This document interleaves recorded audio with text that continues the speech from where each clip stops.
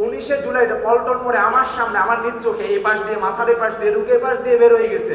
কি নির্মম ভাবে মানুষগুলোকে মেরে ফেলছে। আমার হাজার হাজার ভাইকে তারা শহীদ করে ফেলছে। ভাগ্য ভালো যে আমার গায়ে না বুলেট লাগে না, লাইট বুলেট, আমার গায়ে ছড়া বুলেট লাগছে। সর্বপ্রথম যখন ছাত্রলীগ আমাদের ঢাকার টিএসসিতে আক্রমণ করে 15 তারিখে 15 জুলাই আমার ডান হাত 3 দিনের মতো অবশ ছিল। কই তখন তো আপনি আমাকে দেখতে আসেন নাই। আপনাদের এখন ক্ষমতা লাগবে, আপনাদের এখন নির্বাচন লাগবে। কই আপনারা তো সংগ্রাম করে গেছেন, আমরা তো দেখিয়ে দিছি জিনিসটা, আমরা এই স্বৈরাচারকে হটাই। ভাই আমি স্বৈরাচার হাসিনা আসবে এই কথা শুনলে না গায়ে আরো স্পিড চলে আসে। আমি তার আগেও বলছি, সে আসলে তারা আবার ঝুলাবো, তারা লটকাবো।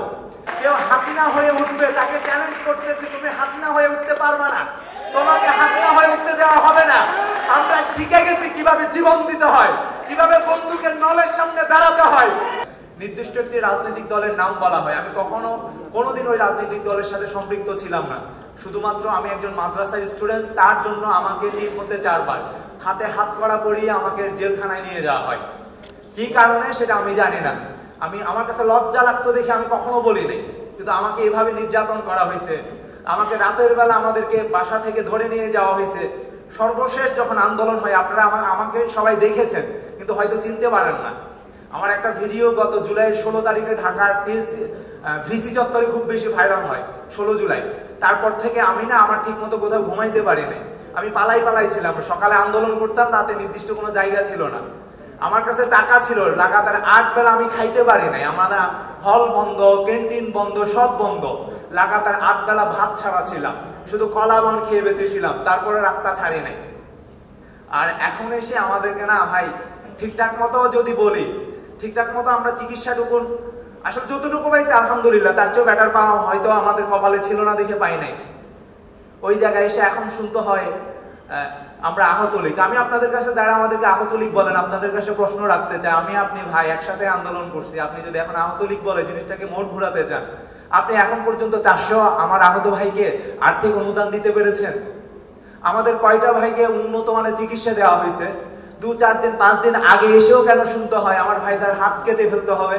তাহলে তার কি চিকিৎসা হয়েছে? আমার ভাইয়েরা এখনো আইসিইউতে পড়ে আছে। আমরা এই কাজগুলো এখনো শেষ করতে পারি না। আজকে 3 মাস শেষ। আমার থেকে শোনা লাগে আমি একটা লিস্ট বের করতে আমার 31 ডিসেম্বর পর্যন্ত আমার সময় লাগবে।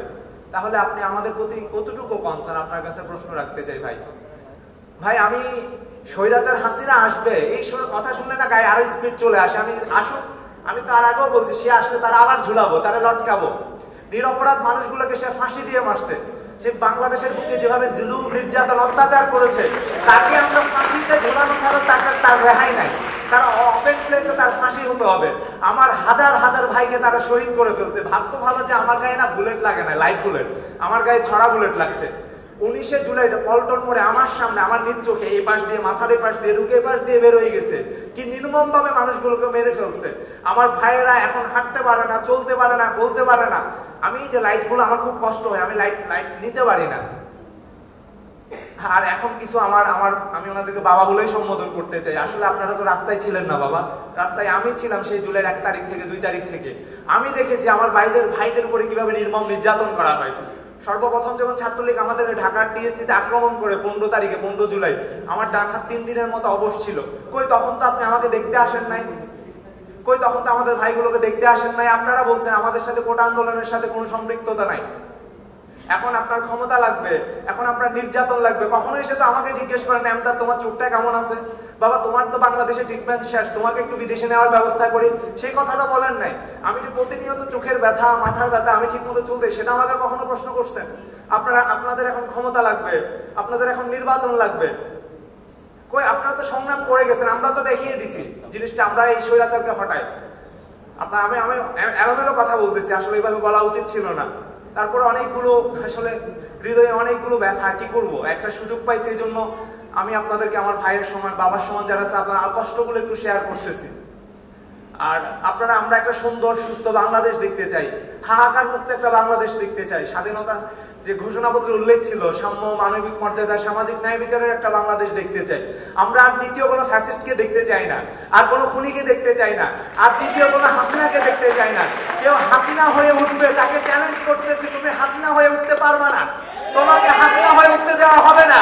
আমরা শিখে গেছি কিভাবে জীবন দিতে হয়, কিভাবে বন্দুকের নলের সামনে দাঁড়াতে হয়, কিভাবে চোখে চোখ রেখে কথা বলতে হয়। আমাদেরকে আর দমাইতে পারবে না, আমাদেরকে দমানো যাবে না।